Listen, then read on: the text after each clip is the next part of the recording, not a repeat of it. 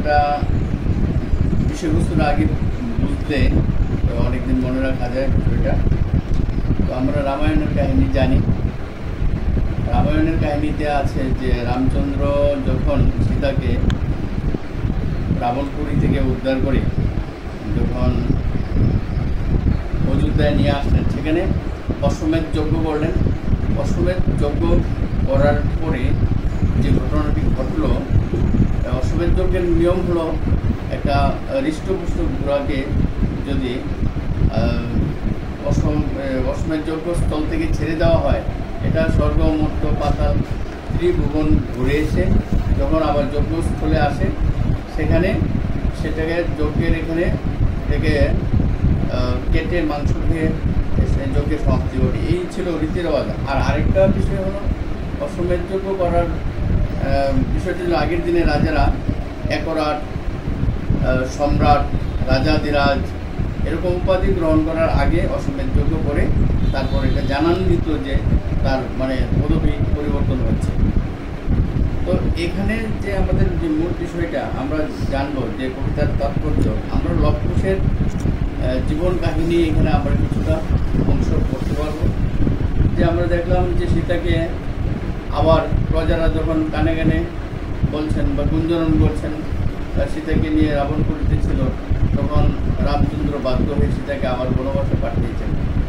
সেখানে অযোধ্যার দক্ষিণে শ্রী বাল্মীকি মুনির আশ্রম ছিলেন, সেই আশ্রমে সীতাকে রেখে আসলেন।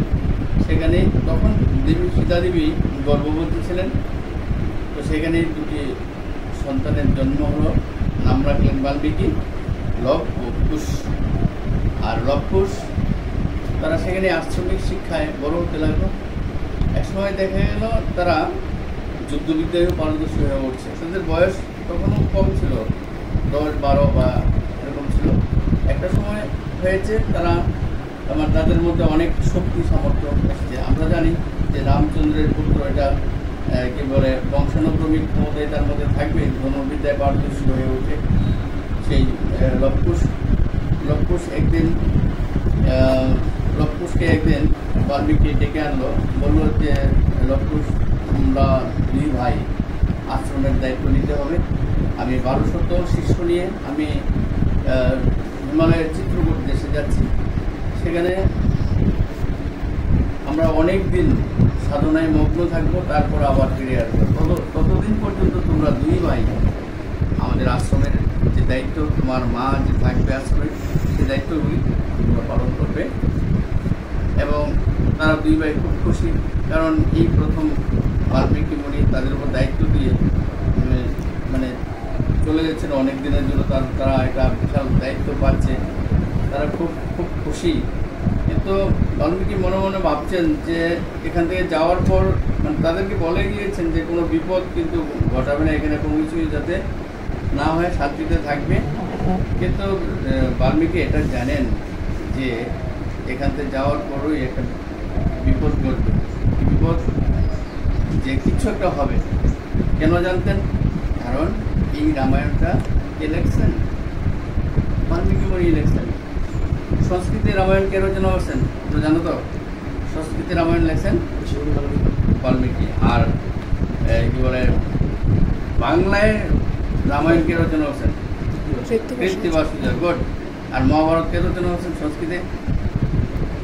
কৃষ্ণদ্বৈপায়ন বেদব্যাস। আর বাংলায় মহাভারত কে রচনা করছেন? কাশিরাম দাস। এটি প্রসঙ্গক্রমে জেনে রাখা ভালো। তো যাই হোক, তারা এদিকে আশ্রম খালি, বাল্মীকি মুনি চিত্রকূট দেশে চলে গেছেন তার 1200 শিষ্য নিয়ে, সাধনায় মগ্ন থাকবেন অনেক দিন। এই দিকে যে ঘটনা ঘটলো, এখানে আমাদের প্রত্যাশিত ঘটনা রামায়ণের সেই কাহিনী, যে ঘোড়াটা স্বর্গমর্ত্য পাতাল ঘুরে এসে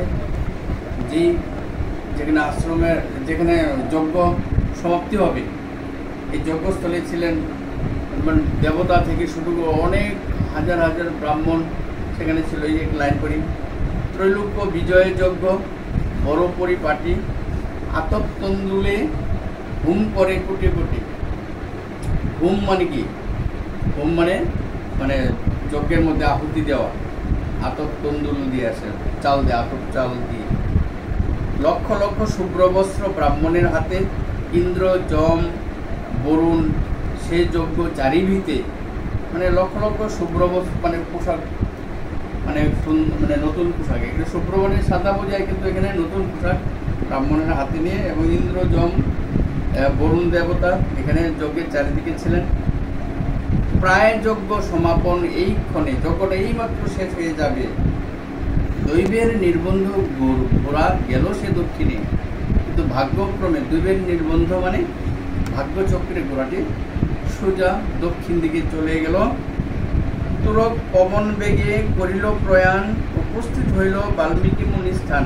তুরক মানে ঘোড়া, পবন বেগে মানে ঘোড়া, পবন বেগে মানে বায়ুর বেগে ঘোড়াটি ছুটে গেল কোনো জায়গায় যেখানে বাল্মীকি মুনির স্থান, আশ্রম আছে সেখানে।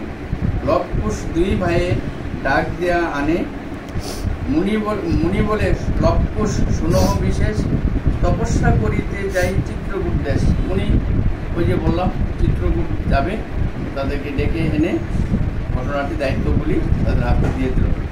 তো এইভাবে যখন ঘোড়াটি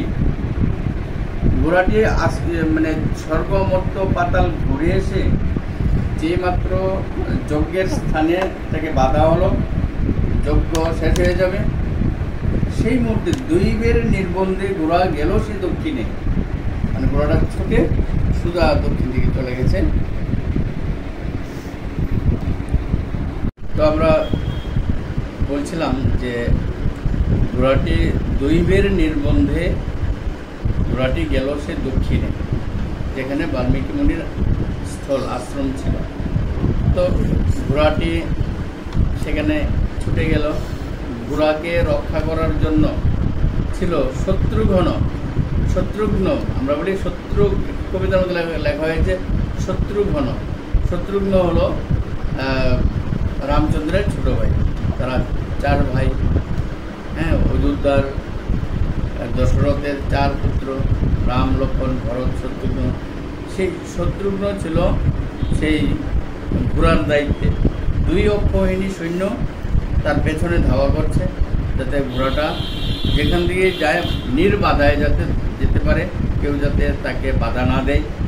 সেই ঘোড়াটি ছুটে দক্ষিণ দিকে গেল যেখানে বাল্মীকি মুনির আশ্রম ছিল। সেখানে 2 ভাই বেড়াদণ্ড খেলছে, আশ্রমে কেউ নেই, তারা স্বাধীন মতো খেলা করছে। এক বান মারে, যে বান মানে স্বর্গ মর্ত্য পাতাল গাছ নদী নালা পর্বত সব ভেদ করে একেবারে মৃগ পক্ষী মেরে একেবারে পুনঃ চলে আসে। তুন মানে কি, যে তুন, এই যে তীর রাখার যে পাত্রটা আছে সেটার নাম হলো তুন, এই পুনঃ ফিরে আসে।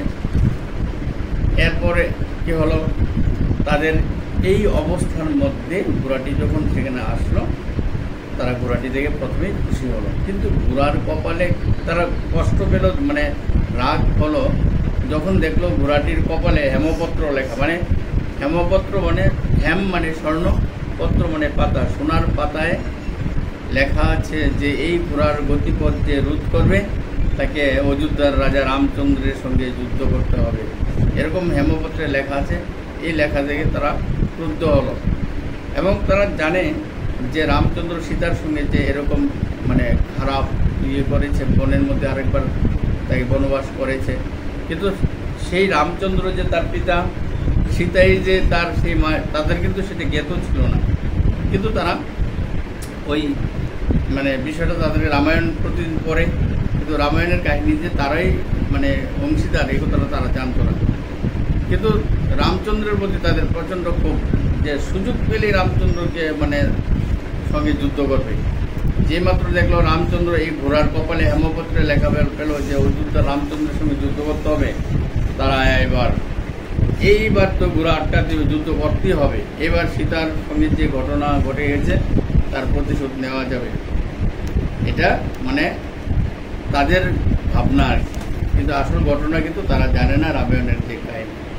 তো দেখা গেল ঘোড়াটাকে তারা 2 ভাইয়ে ধরে গাছের সঙ্গে বেঁধে মায়ের কাছে মিষ্টান্ন ভোজনে চলে গেল।